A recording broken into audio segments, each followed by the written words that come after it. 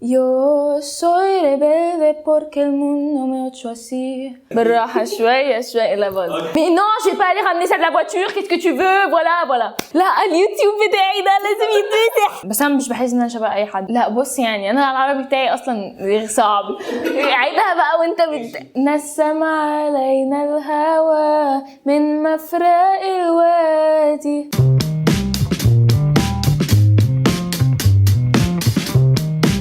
لينا صوفيا بن حمام ممكن نتعرف سيزن 2 اول مره. هاي انا ازيك، انا محمية، ممكن نتعرف؟ اكيد انا عارفه ان انت محاميهم. اوكي هنبدا. اول حاجه عايزك تقولي لي اسمك زي ما مكتوب في الباسبور. انا اصلا يعني فرنسويه، ففي الباسبور ما عنديش اسم خماسي وثلاثي، مش عارفه بيسموه اسمه ايه، بس لو كان عندي اسم خماسي ثلاثي المهم كان هيكون لينا صوفيا عايشه محمد العربي صبحي بن حمان وحازم زي ايه كده. احنا عارفين ان انت صوفيا دوت يور ميدل نيم. احكي لنا قصه اسم صوفيا وليه اهلك اختاروا ده بالتحديد. اكيد انت مش انت اللي اخترتي، ايه بقى اللي حصل؟ في الباسبور نيم هو لينا صوفيا عايشه، انا مش بحط عايشه قوي عشان الناس ما تتلخبطش قوي، كفايه هم متلخبطين كفايه، بس عايشه ده اسم جدتي، وصوفيا هم اختاروه كده يعني، هو اسم حلو. ولينا مامتي كانت عايزه تسميني لولوا، بس اختاروا لينا بابايا ما كانش عايز يسميني لولوا. طب ليه اللخبطه؟ طب ما هو عادي لينا وخلاص، صباح الفل. ما هو فهو الناس في فرنسا كان عندها اسمين فعلا. ايوه انا وامي بقى عايزين نكون يونيك، زودت واحد بقى خدوا 3 اسامي. يعني انت عندك 3 اسامي. ايوه. الناس بينادوكي بايه اكتر؟ لينا. بس بحب مثلا لما بروح سمر كامبس في امريكا وكده بقول لهم اسمي لينا صوفيا، اختاروا منهم بقى وكده. اوكي. عندك كام سنه؟ عندي 15 سنه. اوكي. انت برج الحمل، ومن صفاته ان هو شخص طموح جدا ودايما بيفكر في اللي جاي وبيحلم حاجات كتير قوي. أيوة. انت بقى اكتر حاجه بتحلمي بيها ايه ونفسك تحققيها غير التمثيل يعني؟ مش عارفه، بحس ان انا عايزه اعمل حاجه هتخليني انا سعيده وتخلي انا عيلتي سعيده، فاي حاجه هتخلي عيلتي سعيده هو ده اللي انا بحلم بيه. يعني مامتي عايزين اغني، اعمل اغنيه، احلامي برضو، بس يعني دراسيا كده مش بحس ان انا عندي حلم قوي غير ان انا it's going slowly وكده. طب دلوقتي بما ان احنا عايزين ماما برضو تكون مبسوطه واحنا عايزين نتبسط، فممكن تحقق لها امنيتها دلوقتي تغني عادي جدا. بس عليا ازاي اغني لكم اسباني؟ طب ماشي اللي انت عايزاه يا حبيبتي، عشان ده يعني بحب اغني اسباني، بحس ان انا yo soy rebelde porque el mundo me ha hecho así, porque nadie me ha tratado con amor, porque nadie me ha querido nunca oír. Yo soy rebelde porque siempre sin razón, porque nadie me ha querido nunca oír, porque nadie me ha tratado con amor. Y quisiera ser como el niño aquel, como el hombre que es feliz. Y quisiera dar lo que hay en mí, todo a cambio de una amistad. Y soñar y vivir y olvidar el rencor. تسقيفه يا جماعه، ما فهمناش اي حاجه بس تسقيفه. انا اتلخبطت جامد قوي في الليركس عشان غني بقى. ما حدش فاهم اسباني فتمام، لو حد فاهم اسباني انا اتلخبطت في الليركس. طب غير اسباني بقى بتسمعي ايه مصري عشان نغنيه؟ مصري؟ بس انا مصري ما بسمعش حاجات بتتغنى. بتسمعي حاجات ايه؟ بتسمعيها اكيد. بالراحه شويه لا بقى. بس مش هغنيها لكم يعني عشان بسمع الحاجات اللي هو التايب ده اللي هو بقى من عيوب برج الحمل انه عصبي جدا جدا. ده حقيقي، بيتنفس بسرعه. ايه اكتر حاجه بتنرفزك طيب؟ اخويا. لا بهزر، انا بتنرفز بسرعه قوي، واخويا بيحب يشوفني متنرفزه كده، دي حاجه متعه ليه، فبينرفزني وبتنرفز وبصوت وبيضحك، واوقات حلمت ان انا بضربه وهو مبتسم لي كده، وانا قاعده بضربه جامد وهو مبتسم، بس انا بحب اخويا يعني، وحشني جدا يعني. قلتي ان انت جنب التمثيل نفسك تدرسي سايكولوجي قوي. ايوه. اشمعنى سايكولوجي؟ انا في 2021 عملت مسلسل قواعد الطلاق ال45، وفي المسلسل ده قابلت استاذه انجي مقدم واستاذه انجي ابو زيد، وهما الاثنين دارسين سايكولوجي، وفهموني ان هو السايكولوجي دي بتساعد قوي مع التمثيل عشان بتدرس بقى شخصيات مختلفه وكده، وكمان هي دبلومه حلو، لو التمثيل ما اشتغلش يكون عندك دبلومه حلو تقدر تشتغل بيه، تفتح عياده، تشتغل كده. بس فانا كنت حاسه ان ده حاجه حلوه يعني، دي حاجه ممكن يعني تبقى كويسه وفن يعني. دلوقتي هقول لك على حركات قولي لي معناها ايه في علم النفس عشان نعرف انت تنفعي في الكليه دي ولا لا. انا خايفه. الانسان لما بيعرف في وشه وهو بيتكلم يعني بيقعد بقى يعمل كده، متوتر؟ لا زي ما انت بتعملي كده. لا مش بيفكر؟ لا بس مش زي ما انت بتعملي عامه عشان هي حاجه مش حلوه فتمام. مش حاجه حلوه. متنرفز بيكذب يعني. ايوه بيكذب. ماشي اوكي. الانسان بيفضل يحرك صوابع ايده بيدل على ايه؟ توتر برضو. قلقان. هو قلقان بس يعني مش مرتاح يعني. ايوه بالظبط. ايوه صح يا جماعه تسقفوا لها. شكرا. انا انت قلتي جدا اسمها في ايه؟ اسمها ايه الكلمه؟ انغواسي. الانسان بيربع ايده وهو قاعد. مقفل من نفسه كده، ما بيحبش يتكلم قوي. ده اتعلمتها في التمثيل على فكره، ممكن ما تكونش صح. لا هي غلط، هي زهقان ملل. لا بجد زهقانه انت بقى كده زهقان. لو قاعده كده بقى زهقانه انت اصلا طول المسلسل قاعده زهقانه عامله كده. لا ما انا عاملاها عشان البنت مقفله وما بتحبش تتكلم قوي. ما زهقانه فعلا. خلاص يا جماعه في اجماع ان هي صح فممكن نسقف لها. خلاص خلصنا الحاجات دي. وانتي غالبا يعني عندك باشن ناحيه السايكولوجي واثينك ان انتي ممكن تنفعي فيه عشان انتي حباه فهتدرسيه بباشن جدا. السؤال اللي جاي، انتي فرنسويه مغربيه مصريه وعيشتي في تونس حبه.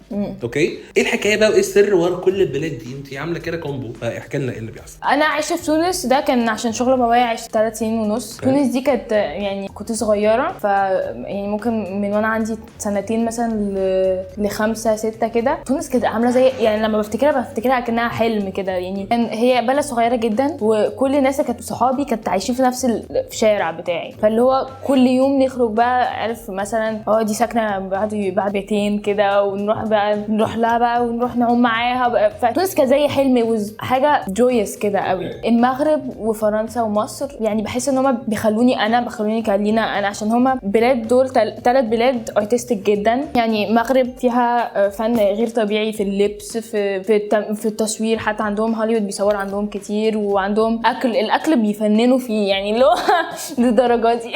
وفرنسا افلامها تحفه والاكل بيفننوا فيه برضو. بس يعني الاكل عندي مشكله. ومصر يعني مامتي مصريه من اسكندريه وبابايا فرنساوي واصله مغربي. بتعتبري نفسك انت فيهم لينا المغربيه ولا المصريه ولا الفرنسويه؟ بتحسي ان انت بتنتمي لمين اكتر؟ لو انت مصري انا بحب مصر. لا بقول اوكي.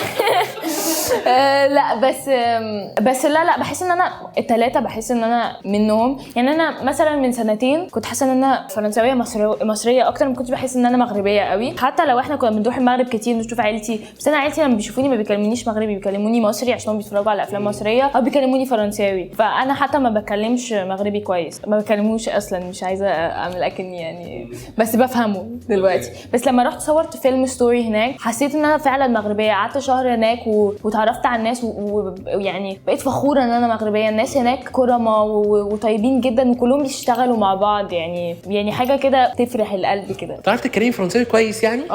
الحمد لله. ماشي هقول لك جمله وحوليها من مصري لفرنساوي. اوكي. هو مثل ماشي. افتكرت هو مثل كان جابوا الجردل وقلبوه طلع السيد لابوه. لا بص يعني انا العربي بتاعي اصلا صعب. عيدها بقى وانت السيد ده راجل. السيد ده شخص. السيد ايوه تي ولا سيس لبابا بقى. لبابا ماشي. يا لهوي ايه ده؟ هاتشي جردل. Ils ont pris un pot, ils l'ont retourné et ils ont découvert que Monsieur Saïd ressemble à son père. والله العظيم يا بنتي ما فهمتش اي فرنساوي خالص واكيد انتي مش بتضحكي عليا. لا تخيل. ماشي. هي بس اتس سو ليم فرنساوي يعني كرنج كده بالفرنساوي. المهم ناس كتير بتقول انك شبه حلا شيحه. أيوة. انا بتكلم بقى انت شايفه كده فعلا ولا لا؟ حلا شبهها؟ انا مش حاسه. بس انا مش بحس ان انا شبه اي حد. يعني الناس بيقولوا لي ان انا شبه مامتي. انا مش بحس كده. لا بيقولوا لي برضو ان انا شبه الكسا دامي. ايه الهبل ده؟ شبهها جدا فعلا. ناس كتير قالوا لي ان انا شبه بنت جوني ديب. مش عارف لو انت عارفها. شبه ياسمين رئيس. لا مش حاسه. بس شكرا. عملتي نفسك كويس ونزلتي الشارع قبل كده؟ اكشلي. ايه ده انت عارف؟ ما تهزريش. لا اليوتيوب بتاعي ده لازم يتفتح.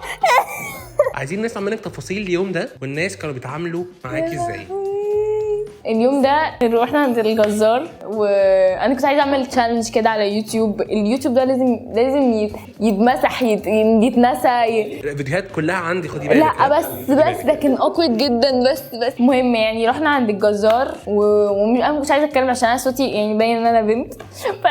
لا احكي لي ايه البروسيس اللي عملتيها عشان شكلك يطلع عامل كده بالظبط. انا رحت 2 ساعتين قبلها بقى حطيت بقى دقن وبتاع. وانا اصلا بنت قصيره ورفيعه فاللي هو الدقن ده يعني فاهم. لو لقيت ولد صغير ما عنده دقن يعني مش فاهمه.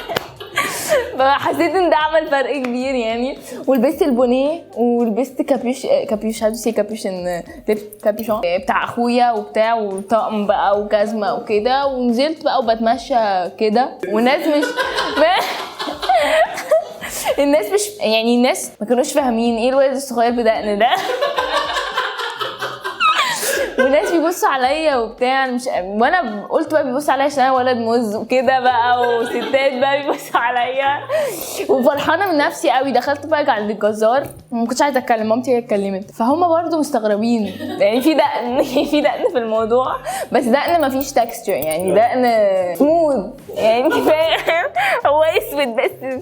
المهم بعدين بدات اتكلم ومفاجاه ايه ده، لا اصل مامتي بتقولي روحي جيبي حاجه، فاتنرفزت في حاجه حصلت فبدات ازعق بفرنساوي، في faut pas arrêter faire ça et voilà pourquoi tu fais ça oui d'accord je vais aller ramener. معلش بس ممكن تقولي تاني انت قلتي ايه؟ هو انا ما قلتش حاجه بس بقول يعني تخيل ولد صغير بدأ سيبك بس ولد صغير كده. خالص، انت اتخانقتي قلتي ايه بالفرنساوي؟ قلت مش فاكره بس اتكلمت بصوت عالي بالفرنساوي. طب اتخانقي بالفرنساوي دلوقتي يا رب اقول ايه طيب اللي انا لسه قايلاه mais non je vais pas aller ramener ça de la voiture qu'est-ce que tu veux voilà c'est bien كده حلو قوي. اصل لو الانترو بدات تكون طويله الناس هتزهق يقولوا ايه ده، هو بجد هو هيستغربوا. كنت بتعرضي التنمر وانت صغيره في المدرسه، وهي بنت قبل كده عملت فيديو مخصوص بتتريق فيه على جسمك. ايوه عملتي ايه ساعتها؟ وهل البنت دي جت كلمتك بعديها بعد ما اتشهرتي بقى قالت لك انا اسفه ومش عارف ايه وبتاع وكده، ولا ايه اللي حصل؟ لا هو في وقت كده في المدرسه كان زي ترند ان الناس تتنمر عليا، ودول كانوا سنتين اللي انا ما كنتش بشتغل فيهم عشان مش عارفه ممكن كان شكلي وحش، ممكن هو ما حصلش نصيب في السنتين دول وقفت. كنت بعمل اوديشنز وكده بس انا ما كانش بيجي لي ادوار. ففي المدرسه بقى الناس كانوا بداوا بقى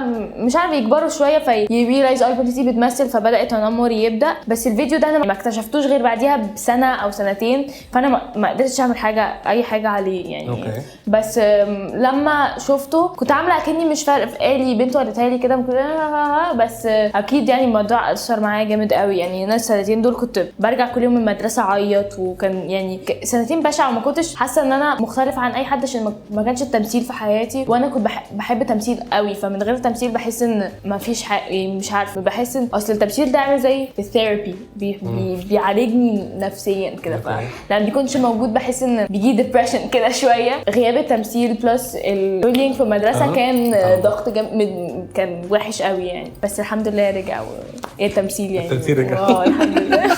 والناس كبرت المهم. جاستن بيبر هو اكتر حد انت بتحبيه كمزيكا؟ كنت إيه ده؟ يعني انا ده كان الشخص اللي انا كبرت معاه يعني. أوكي. يعني هو يعني بكلمك انه صاحبي مثلا او حاجه، بس هو قصدي يعني انا I was a big fan ليه من وانا عندي مثلا سنتين. فاكرين البيبي ايرا؟ كبرت بقى لغايه اللي هو بتاع بوي فريند ايرا، الشعر اللي ورا ده، وكنت بحبه وقت طويل قوي. بعدين بقى لما عمل شعره حاجه غريبه واصفر انا كنت بموت فيه. انا اعرفه بشعره يعني الخطوات بتاعت حياته يعني. بس انا كنت بموت فيه. شيرين، بموت في شيرين. ايوه بس المهم مين اكتر حد مين اكتر دلوقتي حد؟ توم هولاند. اوكي. مين حد مصري طيب بحب يعني شيرين، كل الناس بتحب شيرين. طب ممكن تغني واحد من الاغاني تاتيكال والله تاتيكال والله العظيم. I don't know it by heart يعني ما اعرفهاش صم قوي. مش لازم تعرفيها يعني حته من بس بحب فيروز. طب ممكن نغني فيروز؟ ليه كده ليه؟ انت كتير نفسك ليه السؤال لازم يكون بعديه غنى؟ ايوه طبعا عشان نوري مواهبك الحلوه للناس. ما هو لما تقول لي اغني اغنيه فيروز لازم اكون على نفس الليفل فيروز عشان الناس يعرفوا اغنيها على فيروز، فاهم؟ نسم علينا الهوى من مفرق الوادي يا هوى دخل الهوى خدني على بلادي. خلاص بقى انت مكسوفه قوي. انت بتغني عشان بغنيش قوي يعني. بغني في البيت، بره البيت بقى عارفين ان انت بتعرفي ترسمي كويس. انا دي دلوقتي البورد دي وعايزين ترسمي واحده حلوه جدا وهي دينا الشربيني. لا ما تقوليش كده والله العظيم. مش هتكون شبهها بالظبط مش يعني. لازم شبهها بالظبط.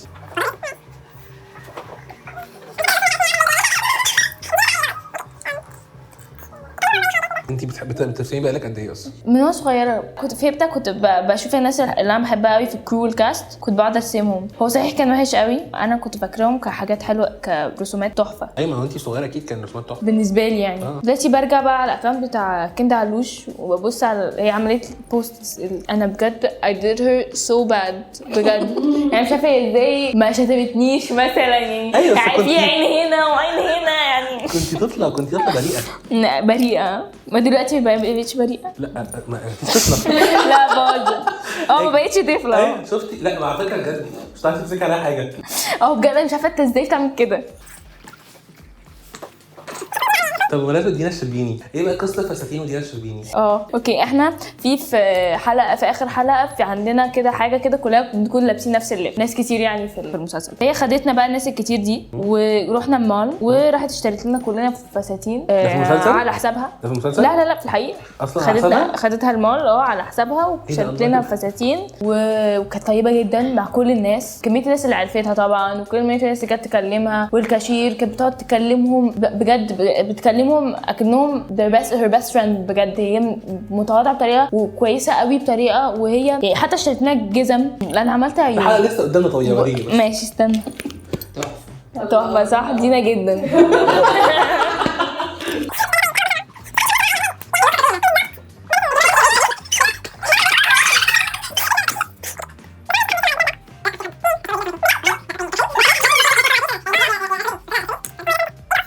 ممكن تعملي رسمه؟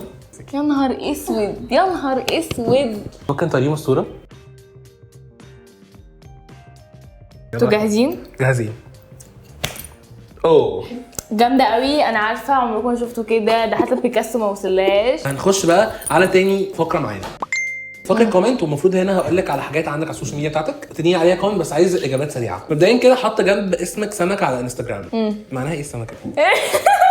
مامتي اللي حطيتها بتاعت الحسد وكده. في مامتي عندها مشكله مع الحاجات دي. ايه ده؟ طب ما في عين زرقاء تكون لا ما لا عين زرقاء دي بقى الناس عارفاها، بس السمكه الناس تعرفها. الناس عارفوها دلوقتي كل سنه. ما هو دلوقتي بقى خلاص هبغيرها بقى الاقي حاجه ثانيه. نزلتي صوره مع دينا الشربيني في 2016 وانتي صغيره، غالبا ده كان فيلم هيبتا. ايوه. ونزلتي معاها صوره تاني بقى دلوقتي في 2023. احكي لنا لما دينا شافتك بعد ما كبرتي كده عملت ايه؟ افتكرتك ولا لا؟ اول مقابله ما بينكم انتوا الاثنين بعد هيبتا بقى دلوقتي لما مضيتي المسلسل. اوكي انا شفتها في 2019 تقريبا، كانت بتصور فيلم مع استاذ كريم عبد العزيز، مش فاكره كان 2020 او 2019. بس هي شافتني بقى وعرفتني وقالت لي ايه ده كبرتي. اتخضت جامد قوي طبعا. وكنت اصلا مع استاذ كريم عبد العزيز كنت مصوره معاه الفيل الازرق.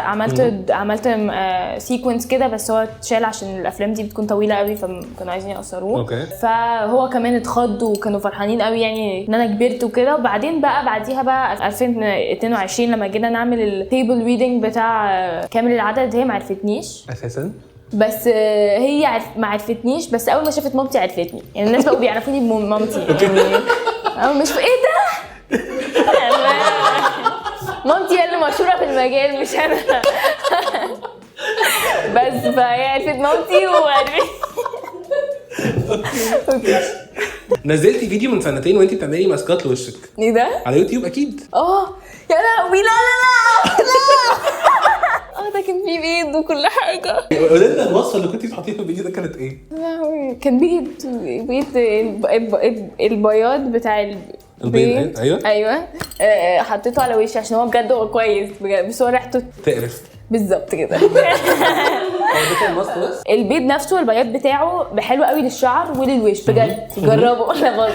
بس اللي هو يعني هو بجد حلو قوي وبيطري الشعر. بس هو مشكلة ان انت بتطلع بقى والناس تشم بقى ريحة شعرك ووشك وحاجة، يعني اللي هو يحسوا ان انت مثلا كنت عايش مع الشرابات بقالك كتير كده يعني. بس هو حلو قوي يعني. اوكي بس يعني يا ريت تحطوا مثلا ميه ورد كده تحاولوا تغطوا على الريحه قد ما تقدروا لو جربتوه. ماشي. احنا عارفين قصه العربيه مرسيدس والبويه البيضاء. يا لهوي انا قلتها فين دي؟ احكي لنا بقى، انت كنتي متعوده تعملي مصايب وانت صغيره كتير ولا لا؟ مش لوحدي، بس لما يكون عندي بارتنر بعملها. يعني مع اخويا طبعا، ومع الكازنز بتوعي بالذات في الصيف في الساحل كنا يعني دايما. كنتي متصوره مع محل قبل كده اسمه ليناز. انت بقى لو هتفتحي محل هتسميه ايه او هيكون ايه؟ كان عندي فكره دي من زمان بس مع مامتي بس كهزار يعني. هفتح كده مول كده زي واتر واي كده ويكون يعني هو اللوجو بتاعه كده السايد بروفايل بتاعي كده ماشي. افتكروا الحسنه دي. بتضحكوا دلوقتي بس حلو ده يتحقق. وبقى كل المحلات بقى ليناز ليناز ميك اب ليناز هير ليناز ليبس ليناز كلهم بقى سايد بروفايل معين. مثلا ليناز ميك اب مثلا السايد بروفايل وانا ماسكه مثلا حاجه بتاعت البرش كده. مثلا ليناز كوفي وانا بشرب كوفي. ليناز هير وانا بسرح شعري فاهم. بس دي فكره. بس لو هفتح محل هفتح محل ميك اب. شفنا ليكي فيديوز وانت بتعملي كيك وايس كوفي كتير. انت علاقتك بالمطبخ قويه ولا لا؟ ولا بتبوظي حاجات جوه تطلعي تجري وبتاع؟ هو ده بالظبط. انت قلت تاجفت السؤال. انا يعني لما بطبخ مع مامتي تمام كل حاجه بتكون تمام بس هي بتعمل معظم الوقت انا باكل يعني بلحس الطبق بعد ما. اخر بقى سيكونس هو لينا فيرسس فريده. في الفقره دي المفروض ان انا هقول لك على حاجات شخصيه فريده اللي انت عملتيها في مسلسل كامل العدد مرت بيها ومفروض ان انا هسالك اسئله تخصها يعني لو انت في المواقف دي هتتصرفي ازاي او الحاجات دي لو انت مريتي بيها هتعملي ايه. فريده ما بتحكيش حاجه لاي حد في البيت خالص. هنا بقى بتحكي للناس اللي حواليها ولا كتومه برضو زيها؟ لا بتحكي كل حاجه بتفاصيلها يعني لدرجه ان في حاجات مش المفروض تتقال بتتقال بس انا بجد بقول كل حاجه كل حاجه كل حاجه. هي مش شبه خالص في الحته دي خالص. فريده كانت تهرب وتسافر وتسيب اهلها بس خايفه ورجعت في قرارها. ايه بقى الحاجه اللي ممكن تخلي لينا تهرب من البيت؟ سؤال حلو قوي. مش عارفه ازاي بتنرفزني. اكتر حاجه بتضايقك دي حاجه ممكن تخليك تسيبي وتطلعي بره. ازاي فريده حبيبها طلب انها تسافر وتسيب اهلها. لينا لو حبيبها طلب لو انت يعني اتخطبتي ارتبطتي ايا كان وحبيبك طلب منك حاجه زي كده هتعمليها كده ولا لا؟ لا طبعا. الهبل ده انت مين اصلا يعني؟ مش تقول لي امشي من بيتي. فريده كانت بتغير شويه من فكره ان هي تحط قدام امر الواقع ان هي جت وقعدت مع باباها وهي اصلا مش ما بتشوفوش بقالها كتير قوي. بس دلوقتي كانت بتغير شويه من فكره ان هي ليلى ان هي موجوده مرات باباها يعني. انت اصلا شخص بيغير على الناس اللي حواليه ولا عادي؟ صحابك اهلك لا حاجات كده؟ مش بغير خالص. برضه لو كنت سالتني السؤال ده من سنه كنت قلت هو ايه اللي حصل في السنه دي خلاكي السنه دي كبرت فيها قوي مش عارفه ليه. حاسه ان انا تطورت مش عارفه ايه. مش تطورت بس حصل لي حاجات كتير قوي في السنه دي يعني. قابلت ناس مختلفه كتير قوي وقابلت ناس وحشه زي ما قابلت ناس كويسه قوي. فحاسه ان ده يعني غيرني قوي. انا مش حاسه ان الغيره دي حاجه حلوه يعني. الغيره دي بتوري ان الشخص ما عندوش ثقه في نفسه وما عندوش ثقه في الشخص اللي قدامه. وليه لما نشوف بس هتعملي ايه ان شاء الله لما تكبري. لما اكبر. فهي كانت متضايقه جدا ان هي تروح مدرسه جديده. انت زي ما انت قلتي فوق كده لغايه 3 مدارس كنت بتكوني متضايقه من فكره ان انت هتعملي ده ولا لا؟ لا اخاف بس ما اتضايقش. بتخافي من ايه؟ بخاف من اللي هو الفيرست انكاونتر ده اللي هو حتى يعني دلوقتي قبل ما اطلع كنت خايفه كده اشوف ناس جديده كده اشوف محاميها بقى وكده. لا بس يعني بخاف من الناس بيشوفوني اول مره عشان بحس انتوا يا اما هتكرهوني يا اما هتحبوني جدا. مفيش في النص جدا والله يا جماعه. اوكي. هي كانت بتلعب بيانو وهي صغيره. ايوه. احكي لنا ايه الهوايات اللي انت اتعلمتيها غير الفروسيه وانت صغيره؟ وانا صغيره انا بلعب بيانو وبحب اليوكوليلي. اليوكوليلي ده جيتار صغير باربع اوتار. عارفه بقى على فكره. عارفه. ما اصل انت بصيت عليه وده حد فاللي هو يعني. بحب السباحه. بحب التنس قوي وبحب الرقص جدا. الرقص ده بقالي من وانا صغيره وانا برقص. كل الناس بداوا باليه. كلنا انا بحب الباليه. لا عليكي باليه قوي شكلك كده. ما هو شكرا. ناس كتير بيقولوا لي كده وانا بحب الباليه جدا بس انا بحب اكتر يعني الباليه فورمال قوي ومش محترم. ايه محترم دي بس قصدي يعني بشيل على ستريكت رولز قوي. ده من بوينت اوف فيو شخص يعني مش بيعمل باليه بروفيشنال يعني. بس انا بحب الحاجات اللي بتوري الاحساس فيها اكتر يعني. الاحساس بس. اوكي اخر سؤال. فريده خرجت ديت في الفالنتاين مع واحد معاها في مدرسه. ايوه. انت يا لينا سوري. انت يا لينا امتى اخر ديت رحتي؟ عمري رحت ديت في حياتي. ايه ده بجد؟ حواري اكيد. لا والله بجد والله. عشان لازم الاكسبكتيشنز بتاعتي عاليه جدا فلازم يكون جامد قوي عشان بس اتكلم مع عيله بهزر بس ان انا يعني اروح ديت. مش حاسه مش عارف. بخاف من الديتس برضو. ليه؟ ناكل لوحدي مع شخص. تخيل لو ما عرفناش نتكلم على اي حاجه ونشرب ميه وكده. لا ما اكيد نازلين وانتوا عاملين حسابكم هتعملوا كده. عمري في حياتي ما بخرجش مع ديت مع اي حد خالص. لا عمري. خلصنا. يس. اوكي. لا بجد والله انبسطنا قوي شكرا. وانا كمان قوي. وبجد انت كنت هاديه قوي في المسلسل وكنت كئيبه قوي في المسلسل، بس لا مش حاجه وحشه ايوه ايوه فاهمه. فانت هنا حد تاني خالص وتشوف حاجه حلوه قوي بجد. شكرا. انبسطنا جدا جدا معاكي. شكرا جدا. شكرا ليكي يا فندم. شكرا. بس